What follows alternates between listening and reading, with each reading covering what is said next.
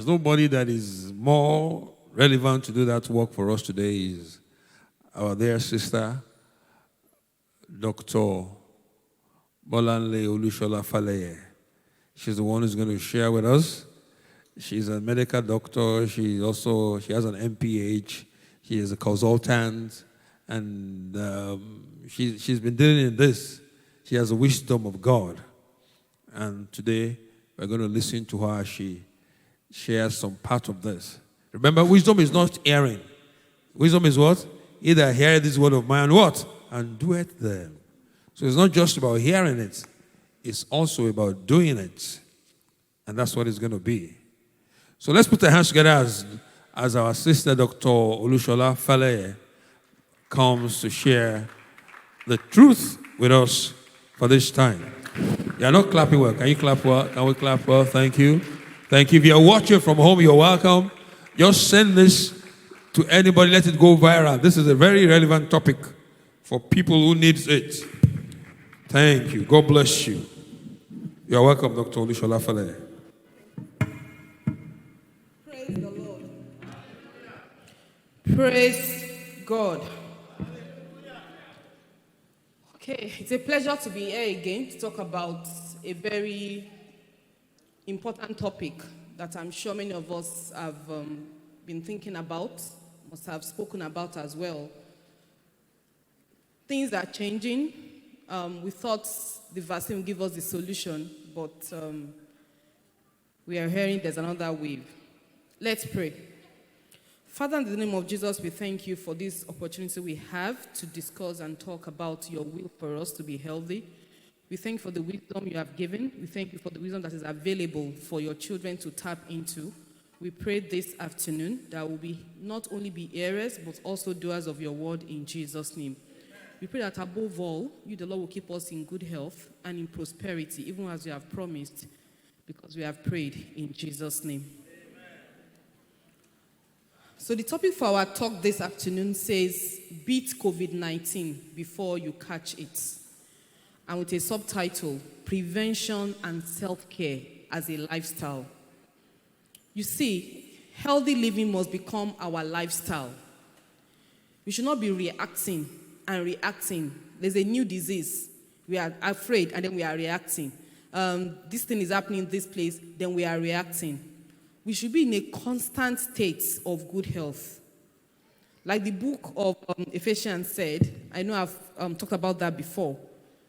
When it talks about the armor, the shield of faith, the armor that a Christian should wear.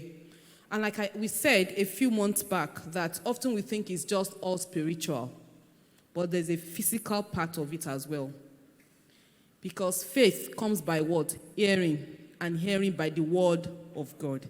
And the word of God is holistic. It is total. It is not just one direction or just one thing. It is total and holistic. So let's go on. And I always like the book of John. Just one chapter in that book, verse 2, that says, Beloved, I wish above all things that you may prosper and be in health, even as your soul prospers. So it is very clear that God wants us to be in a state of good health. Because it takes a healthy person to live, to walk, to be profitable, to be a blessing to others, and even to praise God and to serve Him as we should. Because when you are ill, you cannot even come to church or do the things or do evangelism or the things that you want to do. You know, when I was growing up and I used to read the book of Exodus, Leviticus, all the books when God was giving instructions to the children of Israel, and I used to wonder, why would God care about if somebody has any disease or illness, they should stay outside of the camp? If you ease yourself or defecate, do it outside the camp and wash your hands. Why do you think God was giving them those commandments? Do you think they were spiritual laws? What do we think? They were not just spiritual laws. They were actually physical laws that God wanted to use to promote good health. You know, in those days, God was their all in all. They had no doctors. They had no hospitals. the camp was everything they had. So I want you to remember this as we go along on this journey together in the next 45 minutes or so. That if God does not take physical health as important, then he wouldn't have told the Israelites, he wouldn't have given them those health laws of what they should do and what they should not do. God went beyond telling them to wash their hands or to do this outside the camp or not to do this within the camp. He also went on to tell them about what to eat and what not to eat. And even though Christendom sort of ignored it for a long time and felt that was very Jewish, it was too Jewish to be applied to Christianity. It's too old and to be relevant. But do you know what? Scientists are still finding out, are still trying to fathom the depths of science that God has already revealed in the Bible. Scientists now know that the amount of fat in pork is so high that it's very detrimental to health. Scientists now know that fish that don't have scales are open to anything entering them in the seas. Fish that have scale have some protection. So when people pour mercury in the sea, when they pour arsenic, when they put poisonous toxins in the sea, fish that have scale can withstand it. It may not penetrate their bodies. But those that don't have scales, guess what happens? It just seeps right through. So God knew exactly what he was talking about. And when God says, eat only animals that chew the cud. And as a child, I used to wonder, what is this? I couldn't understand it. And I was like, because, growing up in an Adventist church, I heard all these things as I was growing up. And why would God care about the ones that bring out their food and have 4 stomachs? Because he created them. So he knew that they have more time to digest and to break down the food than the ones that have only 1 stomach and everything they eat enters their bloodstream straight off.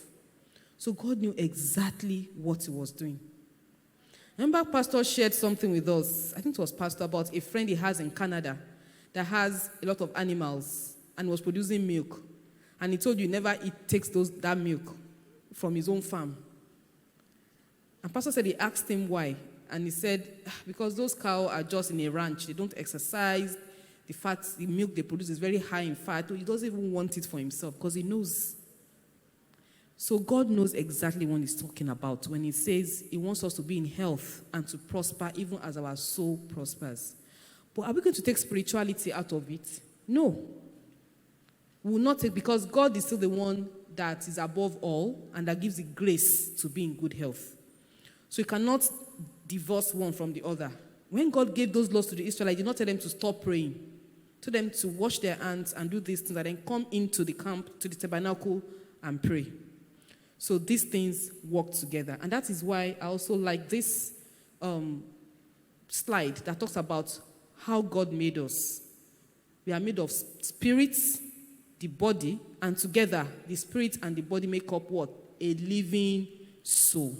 So God made man, spirit, body, and then the soul.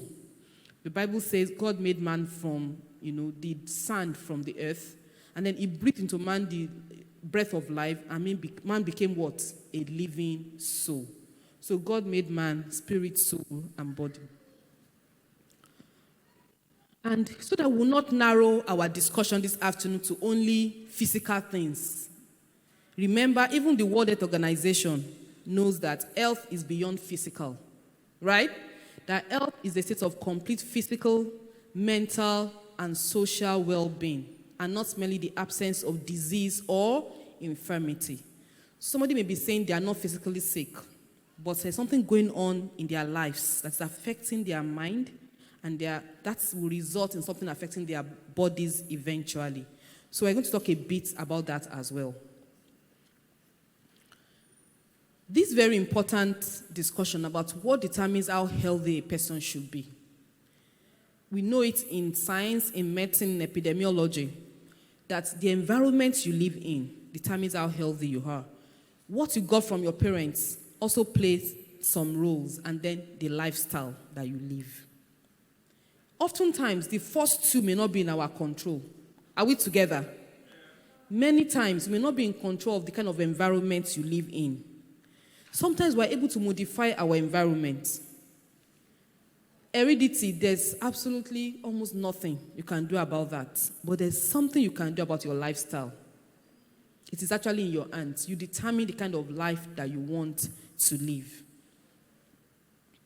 In the environment, we used to just take this topic passively for non-communicable diseases, because there are two kinds of diseases in the world. Any disease somebody has can be either communicable or non-communicable. Communicable means it can spread from one person to the other. Non-communicable means even if you are with the person that has disease for 1,000,000 years, it can't just jump from the person to you.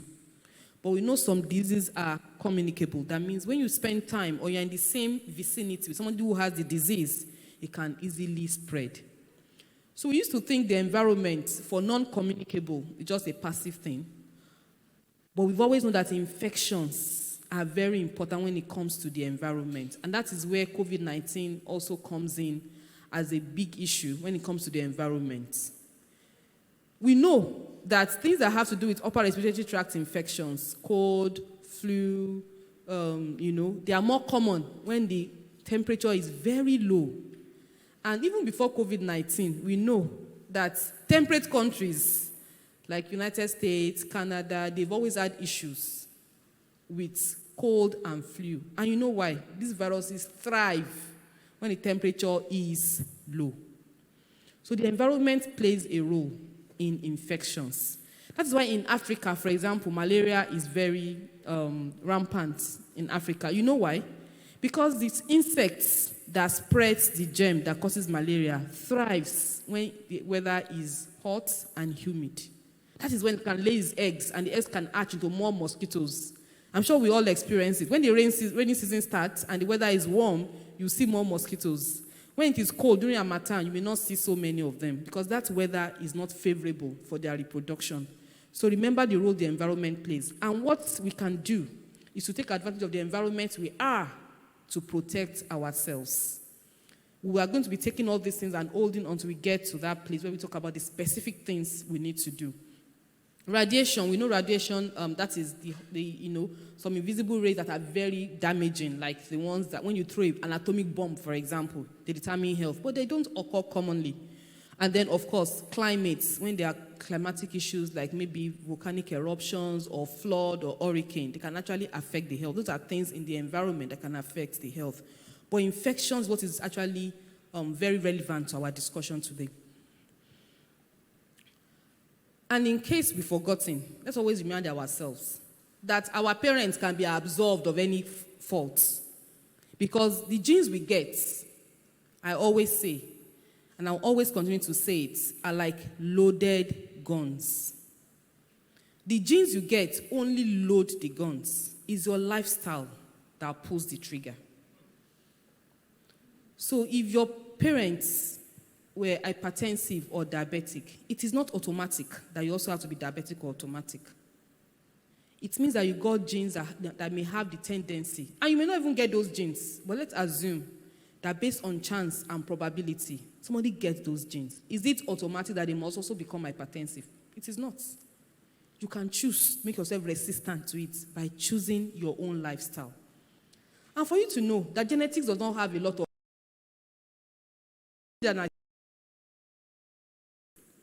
they compared Japanese people, right? They are still Japanese. Pure blood, pure breed, not intermarrying with America in America, and those living in Japan, right? They are all Japanese, the same cultural identity, the same ethnicity, the same origin. And they found out that the Japanese that were living in America were having more diseases and dying earlier than those in Japan. So if it is just genetics, why should they be different? They have the same blood, the same origin, the same ethnicity. And yet, those in America were dying earlier and having more disease than those in Japan. Why? Their lifestyle changed when they got to America. And that was when we were teaching us in medical school. They used to tell us that even then, not too long ago, just over 20 years ago, it was still all infections killing Africans. But within the space of 10 years, the landscape changed. Just as the landscape of the eateries were also changing. Okay? It changed. And Nigerians started dying more. Stroke became more common. Diabetes became more common. Cancers became more common. And then the landscape of fast food joints and eateries were changing, the landscape of disease were also changing. That tells you there's a connection between lifestyle and disease. That is above the effects of heredity or genetics. Let's remember that. And what are those things in your lifestyle? 3 things make up your lifestyle. Is either what you eat or your extent of physical activity. How active are you? And then number 3, your habits. And habits are many. The list is limitless. The list is indefinite. Anything that is bad for health and that some people can do outside of food and physical inactivity can be termed as habits. It can vary from alcohol intake to smoking, stimulant, use of drugs. And in case you don't know, use of drugs are so common in our environment right now that it is almost done openly. Are we together? It's almost like done openly. When I got to Lagos, how many years ago, you wouldn't see somebody in a place like a motor park openly smoking Indian hemp. But it happens now. I went somewhere a few weeks ago and in a park, and I saw people, they were smoking openly. They were not hiding it. And I was like, the world has changed. So stimulants, and remember, stimulants don't always have to do with cocaine and heroin. Things like coffee. Coffee can be detrimental to health. And I'll tell you why. Coffee, let's start from the simple thing you must have noticed. Coffee is a diuretic. When you take coffee, you urinate more. Anything that takes water out of your body more than necessary is detrimental. God avoids sicknesses for us in Jesus' name. It's those who are sick that they give drugs to make them urinate more. Maybe they have heart failure or they're hypertensive and they want to push salts out of their bodies. But a normal human being that does not have hypertension or heart failure should not be taking things that will make you keep urinating, because you can hardly keep up with replacing the water. That's how I know that coffee is detrimental. In addition to that, it makes people nervous or anxious. It makes you hyper. And anything that does that is also not healthy. I've seen people that I knew were not living a careless lifestyle. They were eating in moderation. They are very active. They are from that tribe where they are usually lean. Not, they don't eat like us in the South. And yet this man became diabetic and hypertensive. And I kept wondering, what is happening to this senior colleague? He's a physician as well. And until I got really close to him, another friend told me, he takes coffee like water. And I said, that could be the solution. And he's not the only one. I started noticing a series of people like that. And so it's not only cocaine and heroin and marijuana that is a stimulant. Even things like coffee. Okay? Let's be careful with it. Overwork, worry, stress, anxiety, they are all habits. Lack of sleep is a habit. And those are the things that we need to avoid or put our eyes on as lifestyle factors that can affect health. For diet, I know we've talked about this a long time. Salt, sugar, and fats. They are the enemies in food. So think about it. Anything you want to put in your mouth, think about how much sugar does it contain? How much salt? How much fats? You can answer those 3 questions. Make up your mind, is this safe or not? It is not totally possible to completely avoid taking salt, for example. But think about the quantity in the food. Okay? An adult should not take, in a whole day, should not take more than half a teaspoon of salt for an entire day. So you're going to cook a pot of rice. Think of how many spoons you are putting inside and divide it by the number of people that will eat the rice. To estimate how much salt one person is taking. Okay? And then sugar. Adults should not be putting sugar into tea. It should not happen. It is sweet enough the way it is. Milo is sweet enough. You don't have to put sugar. Okay, so let's watch what we take. There's some things that should not even be, seen around adults and Christians and Seventh-day Adventist Christians.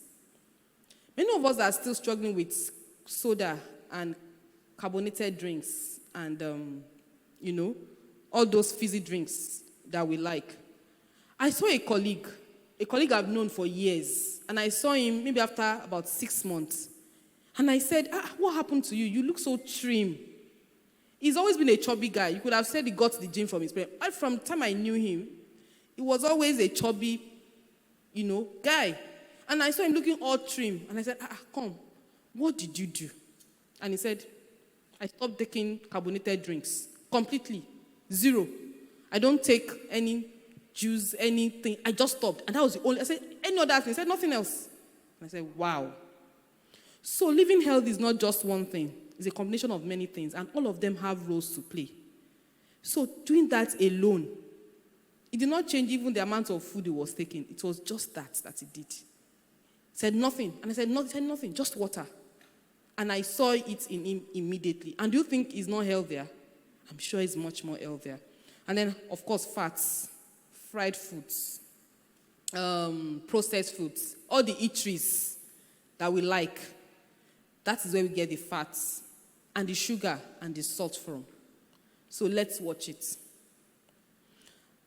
And these are the kinds of food we get from those joints, from those eateries, from those outlets, refined and processed foods, like the young lady in the picture is taking. Meat and animal products, beverages and snacks. You mentioned the beverages. Okay, these are all sources of very high salt, sugar. Anything processed will have a lot of salt. Because salt is a preservative, so they need to preserve it. They also need to make it sweet so that you will like it, right? So they put a lot of sugar and salt. And then fats, it comes from all the things they use naturally have fats. So it will all be there. Those are the issues with, processed foods. And remember, in nature, there are no rewards or punishments. There are only consequences. Consequences mean you do A, then B happens. You do C, then D follows. This was something written by a man called Robert Ingersoll. He was not even a Christian. He lived many centuries ago, and he observed for a while, and he said, in nature, there's no reward. It's not like, you've done well, let me reward you. It's just a consequence. You wake up in the morning, you eat your fruits, you exercise, you get the reward. You wake up in the morning and you overload your system with all kinds of carbonated drinks, the reward is also there. So there's reward and there are consequences. When it comes to health and lifestyle, it's more of consequences. We know that grace can actually break the chain, right? But even when God says, what does he say? He says, go and sin no more. Don't let us forget that part. Even when God's grace intervenes and saves us, he says, go and do what? Sin no more. And our own dear E.G. White, having been closer to God than many of us have ever been, said, God is not responsible for the suffering that follows disregard of natural law. She said, most people suffer because of their own wrong course of action. They disregard the principles of health by their habit of eating, drinking, and even walking. And this woman received the revelation of the health ministry at a time when she was not even thinking about it or prepared for it. They just gathered and were having evening prayers. And then she saw a vision. At that time, many of the ministers were sick because they were working very hard. You would have thought, why couldn't God prevent them from getting tired and having all those sicknesses? After all, they were doing God's work. But God also has made a way available in the scriptures that they were reading every day. And that was why God in his mercy showed that to E.G. White and made her see that your pastors don't have to be tired and old and dying. They can live old and be healthy. And she started writing, and I've still not exhausted the treasures in her writings about health. I could not imagine how somebody who is not a doctor could have written all these things. While we doctors foolishly load our patients with pills. Because that is what we're taught. Nobody taught me I should teach people how to do exercise and lose their belly fat so they can reverse diabetes. They didn't teach me that. And I did not, even after I knew, I still felt, where is the ethical consideration? But now I have more conscience. I will tell them, if you can do this, it is better for you. If you cannot, come back, I will give you something else. But if you can do this, you can actually get better. And I know somebody in this church that totally reversed their diabetes. Totally. He came to me one Sabbath and said, there's a problem. And I said, what is it? He said, I went to a pharmacy and they said this. This is the reason. I said, your blood sugar was this. I said, yes, that's what they said, but don't shout. I know what to do. I started doing it and just support me and be asking. So I kept asking. And today, nothing like that. Totally. So it is possible. It is totally possible. And so, I've always had this slide that talk about diseases of lifestyle. Hypertension, coronary heart disease, stroke, kidney disease, diabetes, obesity, cancers, arthritis. These are the diseases we call lifestyle diseases in medicine. Even WHO acknowledges it. Recently, when I was doing some research for our pillar on health and technology, I actually did some search. And WHO, honestly, not honest, they tried. And they told us, see, if you can, communicable diseases are the ones sucking all the health and money in the health sector all over the world. If you know how much America spends on health, you will marvel that if you can just reduce some of these diseases by just people changing their lifestyle, the world will save a lot more money. WHO had a lot of documents on this. In addition to that, we've forgotten that even infections, many of them can be prevented by lifestyle. And that was why today I added that word, traditional diseases of lifestyle, the ones we used to know that we were all focused on, that we can prevent by changing lifestyle. But they're the only ones.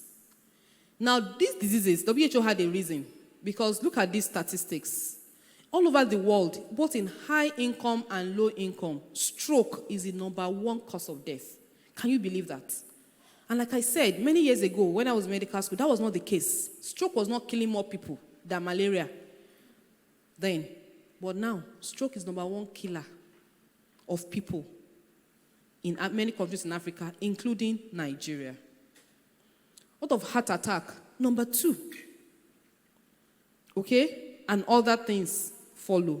Pneumonia, can also be said to be, a result of low immunity, where people can get infected and can die as well.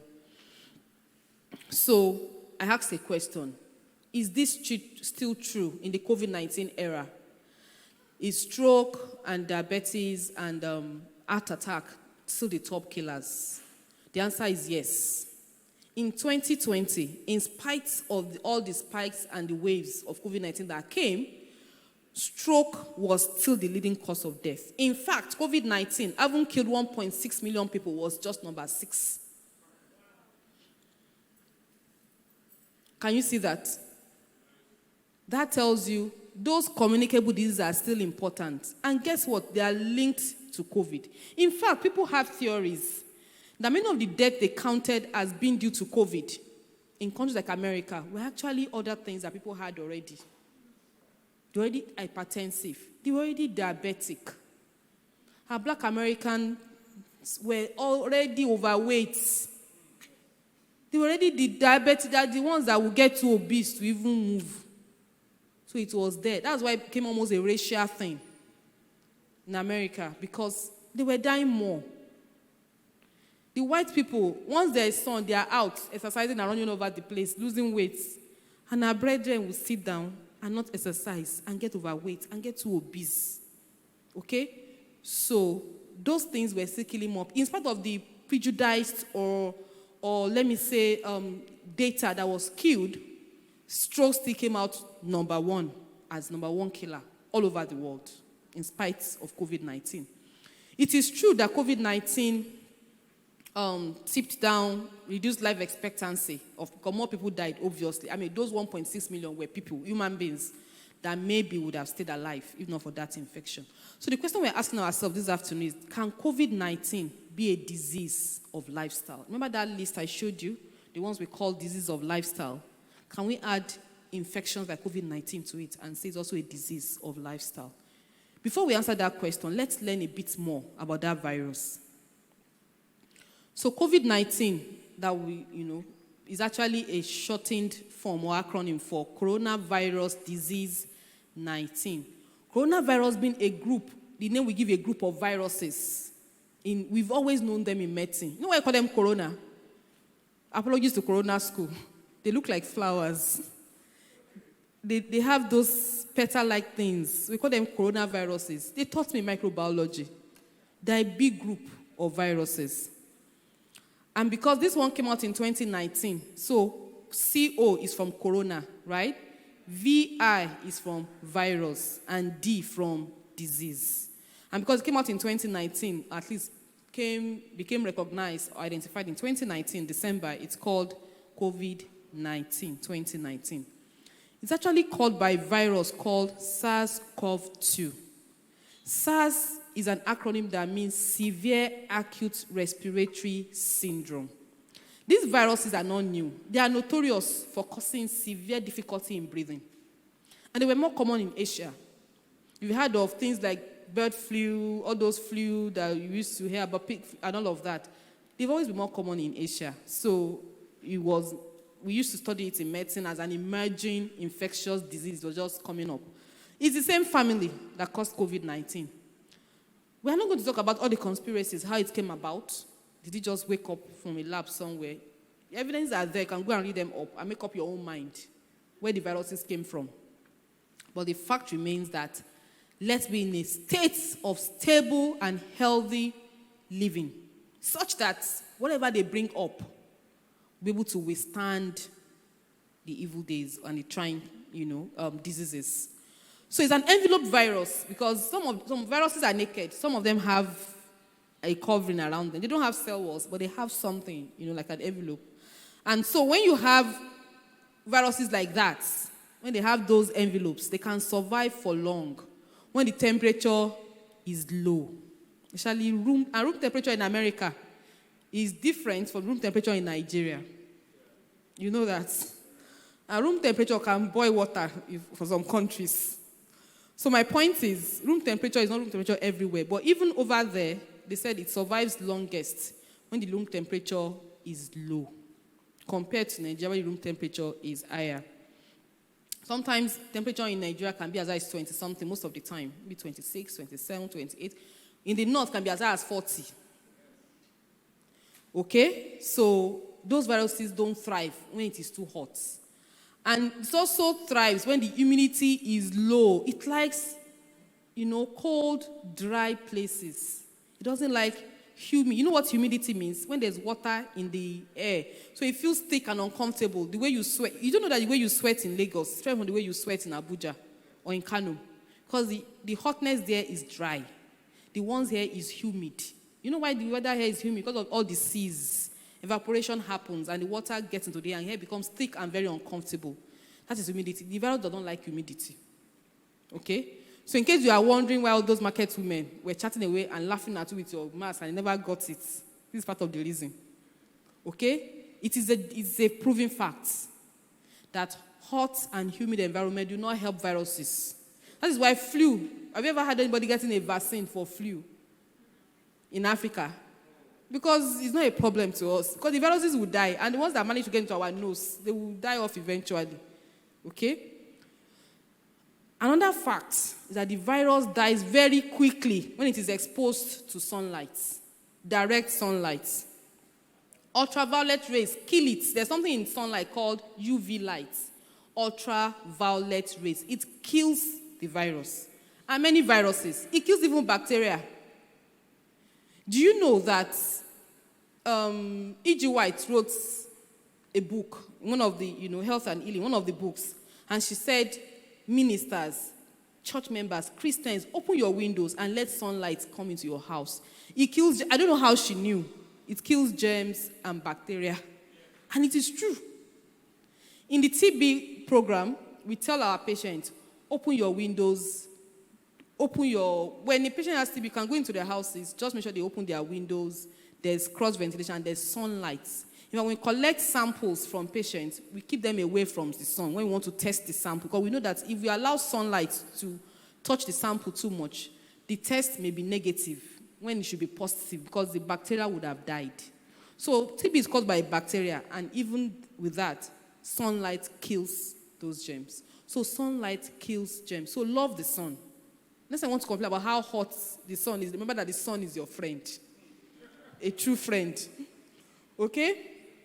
And the sun, and the sun that gives ultraviolet light gave the motivation to medicine to capture UV lights, and we use it in surgeries and in theaters.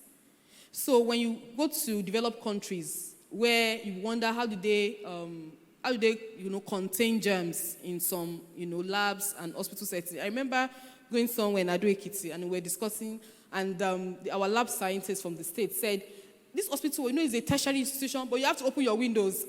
And we said, okay, this is a lab. They have this ultraviolet thing. There's a way they must be controlling germs in America in confined locations. You cannot have UV lights in all your houses, but at least in hospital settings where maybe it's air conditioned, there is actually captured UV lights that you can actually use to kill bacteria. And it was the sun that gave scientists that idea, that if you can generate UV light, it can kill germs. So what we do, we put it in a tube, like a light, and we put it up in wards, in hospitals, in labs, in what we call biosafety cabinets, and that light will kill the germs when you are processing samples. So look at the wisdom that man can actually tap from God's ultimate wisdom. And we know that the viruses can survive for up to 72 hours on plastic and surfaces. That's 3 days though. Okay? And also on cardboards. But again, in which kind of environment? Where it is cold and dry. In hot, humid environment, you can imagine how fast they will die, even when they're on door handles. The reason I put the plastic and the stainless steel there, many doors, their handles are made of, steel. So you can just imagine that. Okay, next slide. Now, viruses, why are they such a problem? Viruses are very small. They are the smallest microorganisms. Bacteria are still bigger than viruses. Viruses are so tiny that you wonder, how could they cause so much problem? But it's because they have only one agenda. They have only one life goal. They have only one to-do list, just to hijack the body cells of human beings or any host and make copies of themselves. The bigger an animal or a human being is, humans, okay, at the top of the food chain, the longer it takes them to reproduce, and the less they can reproduce in a lifespan. But the tinier an organism is, the more they just make copies of themselves. God is fair, right? So when they are tiny and vulnerable, it makes them have many children. So viruses, they have only one goal in life, just to make copy. And the way they make their own copy is not like male and female. They just replicate. And they produce copies. And they're just doing it. So they're what we call what? They have both male and female. Right? Hermaphrodites in one. So they're just replicating. So they enter the whole cell and make copies. They took over the genetic material of the person and start producing their own. You do understand it? They need the human DNA to complete their own. So they will enter there and take over the system of the person and be replicating. Okay? And then they will spread from there to other things. And by doing that, they make people sick. But they don't know, right? They're just going about their businesses. But human beings can also take advantage of that to cause problems. We know that as a fact. Okay. So how does COVID-19 spread? Now that we understand viruses, that is the agenda. Let's understand this COVID-19. How does it spread? It's usually by 3 major methods. It's either by direct contacts, by touching surfaces or objects, inanimate objects, non-living things, like we said earlier, touching the handle of doors. Means one that has COVID-19 was coughing or sneezing, sneezed into his or her hand, touched the door handle, goes inside. Somebody else goes there, touches the same handle, and then his own fingers now have the viruses, and he touches his own mouth or nose. We know that it can happen that way. That was why many of us became disinfectants freaks, and we're spraying everywhere, But I always used to wonder, how many can we spray? I think I would have forgotten. Okay? Large droplets from an infected person when they cough us, that is direct transmission. That one that is very close, maybe 3 meters away. When somebody who has the COVID-19 coughs or sneezes, it can go into somebody else directly, the large droplets. But there's also the third one that is very controversial. You know what I'm talking about?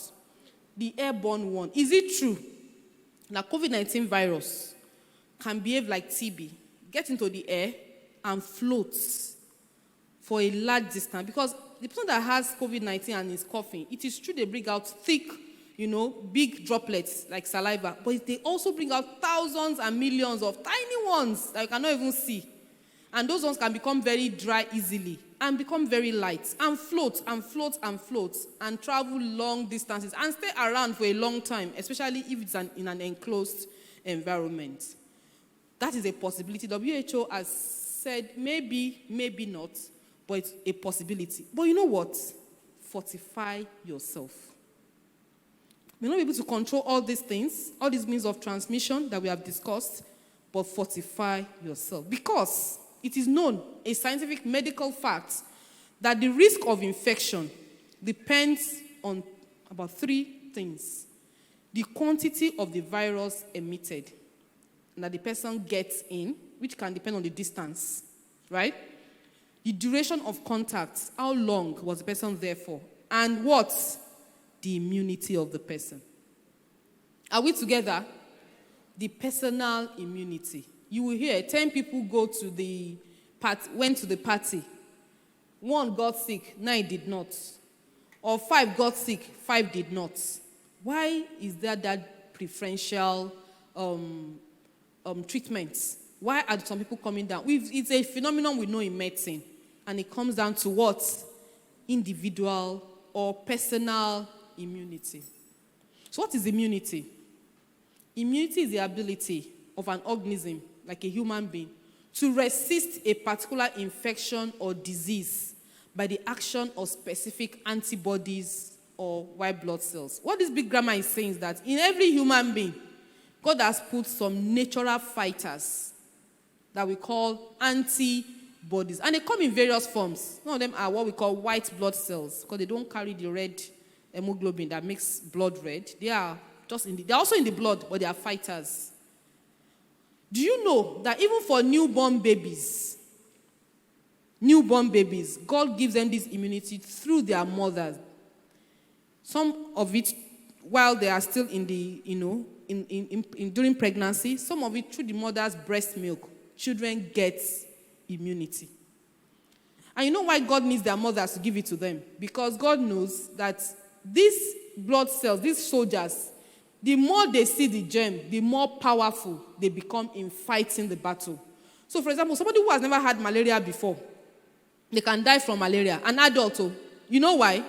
Because their own bodies have never seen the battle of malaria before. So they've not, when you fight a battle, you become stronger. Next time it comes, you don't even allow it to start.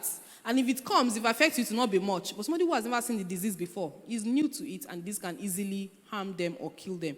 So for children, God gives the mothers the ability through breast milk to give the babies the immunity that they need. So simply put, immunity is the ability of the body to defend itself, to fight for itself. And every human being has that. But guess what? How strong your immunity is depends a lot on you. Are we together? So what are the factors that determine immunity? It is said that people living all over the world may have seen different diseases at different times. But the ability to respond to each and every disease depends on their immunity, their body constituent at every point in time. And if anybody is doubting if COVID-19 is a disease of lifestyle, let's look at the evidences we have about COVID-19. We know that some people get exposed and there's no infection. Is it not true? That means they will not even have, if you test their blood, so maybe there was a party and somebody had COVID-19 and infected everybody. And some people, you will test their blood, you will not even see the infection there. Pastor said like, you will not even see, it will not be positive. Even though they were there, they shook the person, they touched the person, they are still negative. Then some people will have the infection, but they will not have any disease. There are two different things, infection and disease. Infection means the virus is there. If you test them, you will see the virus there. Or they will have antibodies against the virus. Those soldiers I spoke about, we also test for those soldiers. Sometimes that's how we know if somebody has a disease. We may not be able to find the bacilli or the bacteria or the virus that causes the disease, but we can find the soldiers that will let us know that this person must have been in contact with that disease. Okay, now so somebody who has the infection but does not have the disease, we call them what? Asymptomatic carriers. And in COVID-19, they proved that a lot of people that spread COVID-19 were the ones that did not have symptoms. Okay, when you check their temperature, they are normal. Can you see now that God is one that is protecting everybody? So it is not the temperature checks. Because those whose body temperature are normal can spread. They are called asymptomatic carriers. They have the virus, but they will not have fever. They will not cough. They will not have sore throats, but they have it. And they can spread it. Then we know that those who had it and have other problems, what we call comorbidity in medicine, they were more likely to die. And that was the sad part. Some people had the COVID-19, they had the fever, and you think it was just malaria they had. But they would just recover. But those who were already sick, and obese, and diabetic, and hypertensive, they were more likely to die. Can you see where our previous slides are now important about your current state of, or your continuous state of health? You know, I saw a lady the other day. She sells things, okay? She has a boutique. And she said, oh, I want to lose my belly fat. And I said, why? And she said, because that is where all the diseases are. And I was happy she knew. Somebody must have told her that truncal obesity, the one around the waist, is one that is most dangerous. You know why? That's where many of the organs are. So the fat is accumulating around that place. And do you know the number one cause of that truncal obesity around the belly? You know one of the causes, apart from alcohol, of course, I know we all know alcohol. Eating late. Night food, thank you. Night food. Honestly, I found it out in a funny way. Personal experience that I was not eating many years ago. And I noticed that this is faster than I could ever have thought. So night food, one of the causes of having big tummy. It is not only childbirth. I always tell people, whenever I see a man that does not drink and has a pot belly, he eats late at night. It's true. Every time I check, it is true. Thank you. Okay. So, let's take notes of these things that make people vulnerable. As Christians, let it not be that with all the things that we know from our Revelation seminars, the signs of end time that can happen. God said they will pour diseases upon the earth. There will be this, there will be that. Let us be in a state of health that is above reproach. Let us be in a state of health that is above these things. So that physically we are fine, and then it will only be spiritually that we are preparing ourselves. Are we together? Okay. Comorbidity is commoner in the elderly. So even when they talk about elderly people being more at risk of COVID-19, part of the reason is because they also have more of those diseases. That is why COVID-19 is more dangerous among them. And we also know that some natural remedies helped. Hello, are we together? Things like ginger, garlic, onions, believe it or not, they work. You know why? Because even scientifically, we know ginger and garlic, they are blood thinners. They make the blood lighter. They break down fats. And I'll add to that list, lime. Lime also breaks down fats. So we know that all these things work together for good.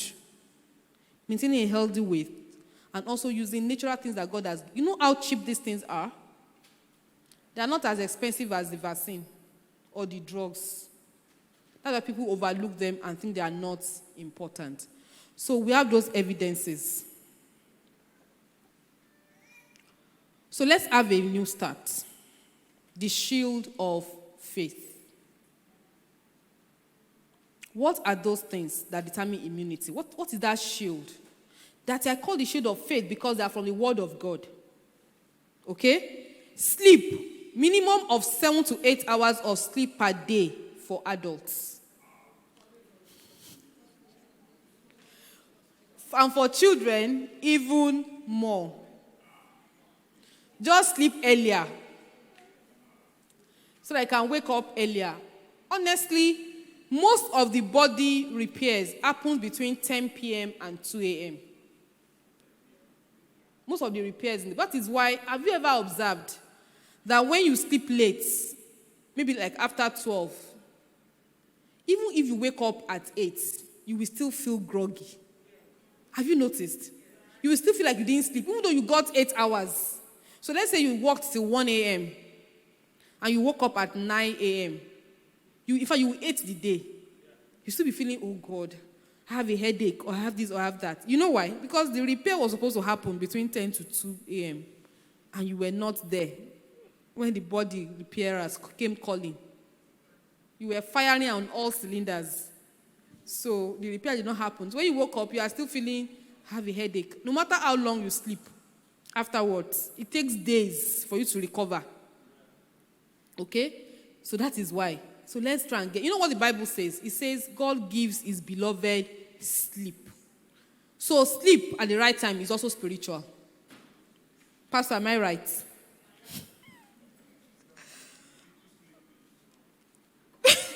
That is when you sleep beyond the waking hours. So don't let us sleep too much. Do you know too much sleep can be detrimental? That's why I say sleep at the right time is spiritual. That does not mean you should ever have night vigil or pray at night. Pastor don't call night vigil every day. It's every day they call you for night vigil. Okay? So night vigil is good and important. It's a spiritual exercise. Okay? However, let's know that when you are not doing night vigil, you should sleep. Don't use that as an excuse to sleep during night vigil. If you want to sleep, stay at home. But if you are there, do the night vigil and know that you will make up for it in days to come. Seriously. Okay. Nutrition. We all know what to avoid. We've discussed that. What are the things we need that we need to know? Some vitamins are very vital. Vitamin C. That vitamin is God's blessing to mankind. You know why? You know what they call Gbogbo Nse? It is Gbogbo Nse vitamin. Vitamin C bounces off the harmful substances that are called free radicals. Free radicals are elements in the body that attack cells of the owner and cause problems. Vitamin C binds them off. It takes them away. We call it an antioxidant. And many foods are actually very high in vitamin C. Can we name them? Orange, thank you. The citrus group. Oranges, they are very high. Apples, they are very rich in vitamin C. Do you know if you have cold, a lot of cold, and you take 1 apple every day, do you know the cold will stop coming? If you make it a consistent habit, or you take it and take 2. The only issue with apples is that for those who are on the borderline of diabetes, they should not take too much apple because it is sweet. The sugars are natural, but they are still sugar. So that's the only thing with apple. But if it's a woman that is not diabetic, you can take apples 1 every day, or and see, how it can actually build your immunity. It is true. Vitamin A is also a very important vitamin. And it is easy to know plants that have vitamin A. They're usually orange or yellow. So let's name them. Carrots, pawpaw, tomatoes. They are high in vitamin A. And vitamin A is not only good for the eyes. That vitamin makes our epithelial, improves the integrity of our epithelial cells as well. Vitamin E is also very good. It's also an antioxidant. And it's good for fertility.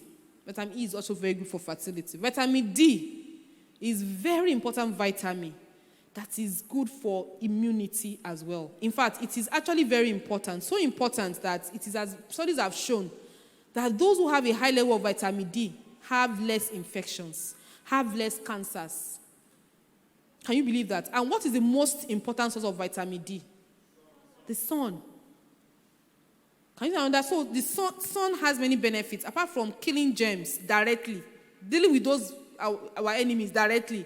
It also builds our capacity to fight them. So sunlight increases vitamin D level. It has also been a theory for why some diseases thrive more in the temperate country where they don't have sun. It's not only the physical heat of the sun, it's also the effect on vitamin D production. That those who have enough vitamin D are able to fight diseases better.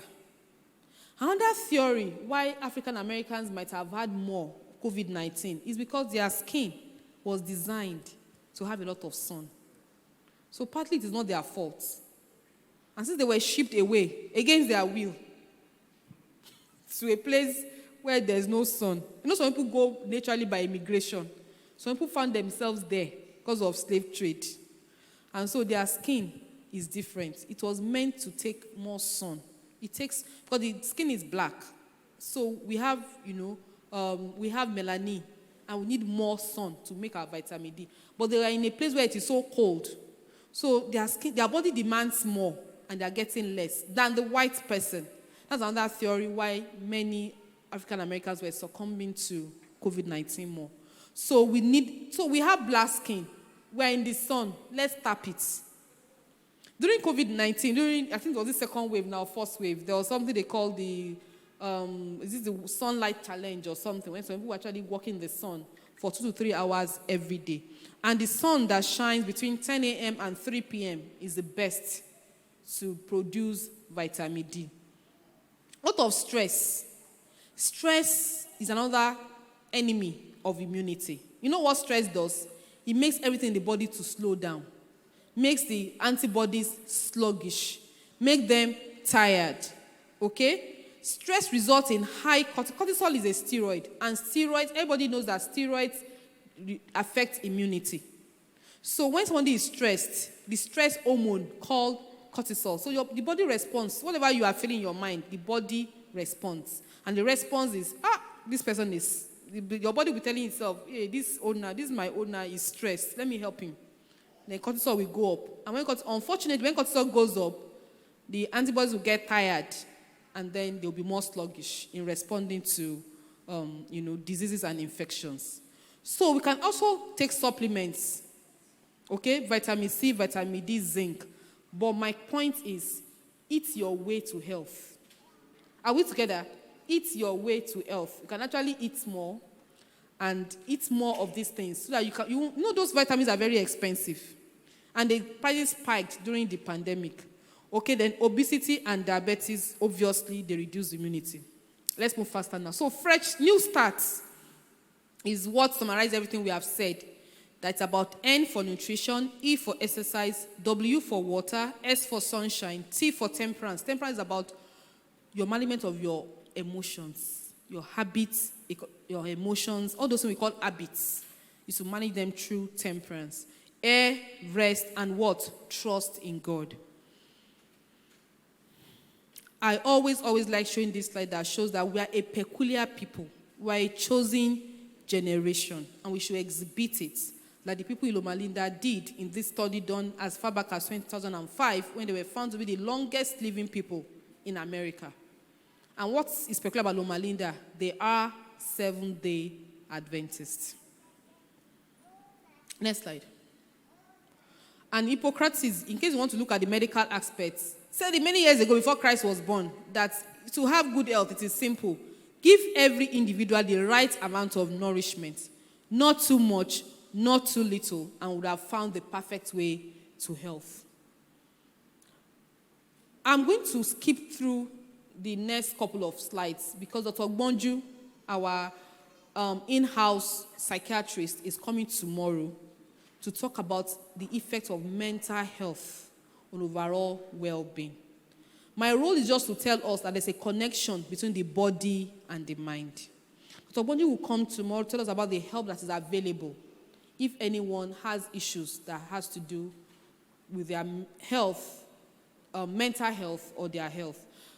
Let's know that sadness, anxiety, guilt, depression, anxiety, and fear are all negative emotions that can affect well-being. Let's skip to that part, that same slide, there's a road that talks about sadness. Look at what sadness does. This is actually directly related to the issue of COVID-19 and infections. What can you see on that slide? That sadness causes what? Immune suppression and infections. Can you see that? So there's a book called, Negative Emotions, or morbid emotions, that they cause diseases, hunger, fear. It's true. Have you ever seen someone who, when they get afraid, they have diarrhea? You've not seen people like that? I know many people like that. Okay? So you wonder, fear, and then there's diarrhea. How do you relate it? Because there's a connection between the body and the mind. The bodies are obedient servants. They do what the mind tells them to do. Next slide. And there were many studies that show that in spite of all the negative eating habits, in America, psychological stress was found to be the strongest predictor of future cardiac events like stroke and heart attack in a research that was done.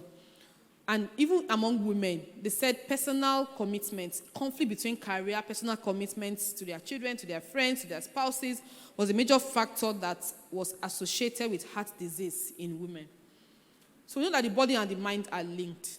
I won't bother to go into details. And the reason is because our brain responds to our thoughts and our emotions by releasing chemicals, and these chemicals can be harmful. I have a slide on what those chemicals can be. These are most of them. You will see cortisol is one of the big hormones there. So what do? Change your perception. Turn off your stress hormones. You don't need them. Sometimes they are helpful. Many times they are harmful. So change your perception. Take time out on hunger. Refocus. Collect your thoughts. Once you can overcome the first initial minutes of anger, when somebody does something really bad to you, usually you get over it. You feel better. So try to hold back and not to respond immediately. Check in with your real self and your heart, like King David encouraged himself in the Lord. Don't blow things out of proportion. Try to be reasonable. Learn how to handle your emotions. Let go of the past, because your body remembers. If you start accumulating those things, your body remembers. And I like this saying particularly. And I tell myself every time, whenever something happens that I don't like, I tell myself that stress is not about events and experiences nearly so much as it is about the person's perception of the circumstances that occur in his or her life.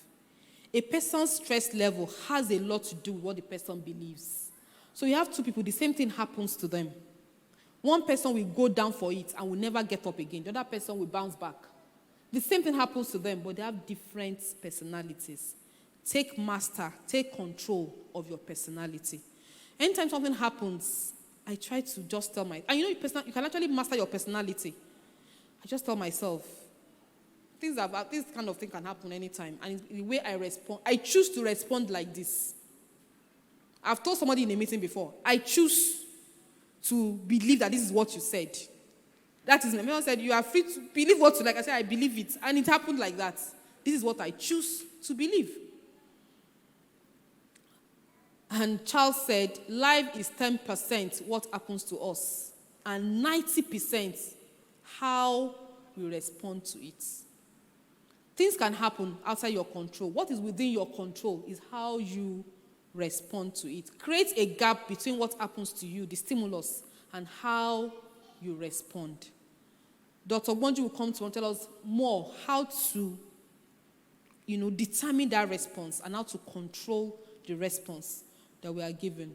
Remember, Proverbs 17:22 says what? A merry heart does good like medicine, but a broken spirit dries up the bone. This is from the Bible, telling us directly that when you have bad thoughts and emotions, they can lead to diseases. But when you have good and lifted spirits, you're actually healthier and you're able to overcome challenges, even medical challenges. And so Pastor Buki told us when we were starting off that it is not about hearing, but also doing. So Einstein told us many years ago that insanity is doing the same thing over and over again and expecting a different result. You cannot solve a problem with the same thinking that you used in creating it. So COVID-19 is out there, it is true, but we can do things differently and be healthier. And I always like showing this. And I did not know who advised or consulted the former president of America, Bill Clinton, on his diet until Dr. Jack came here the other day and said it was a well-known nutrition doctor called Dean Ornish was one that told him, President, don't die, because he had had almost 2 bypass surgeries. And Bill Clinton said, I went on essentially a plant-based diet. I live on beans, legumes, vegetable fruits. I drink no dairy. Dairy means milk. I drink almond milk, that is fruit milk, mixed with protein powder. It changed my whole metabolism, and I lost 24 pounds. That's almost 12 kg. And I got back to basically what I weighed in high school. This is a man that has access to the best health, medical, facilities in the world. And yet, he chose to go the preventive way.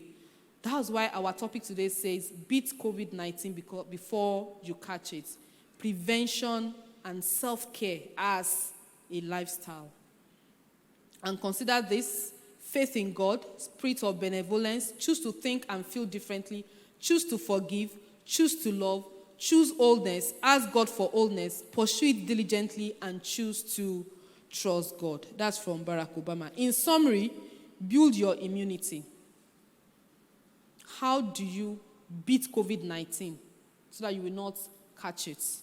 Healthy diets, exercise, stop alcohol intake, and stop smoking. Rest, fresh air, sunlight, and above all, faith in God. None of these diseases of Egyptians will ever be our portion in Jesus' name. Hallelujah. Wow.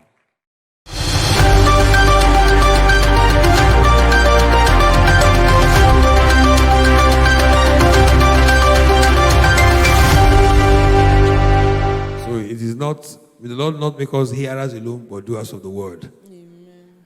Those who just do it, they hear it and they don't do it, doesn't make any difference. So I pray that today God will make us doers of the word in Jesus' name.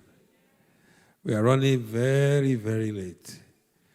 I don't know whether we'll be able to take questions anymore because of our time, because we already supposed to be almost 20 minutes into another seminar. There is one question that they had. Pastor Buko, just one, why we have to get into the other seminar because of time. We don't want to run late because we still have to prepare for the evening also. But I want to thank Dr. Bola Faleye. Let's put our hands together for her. For that, we have to repeat that presentation. Very, very powerful. How to beat COVID-19 before you get it. So sleep 7 to 8 hours.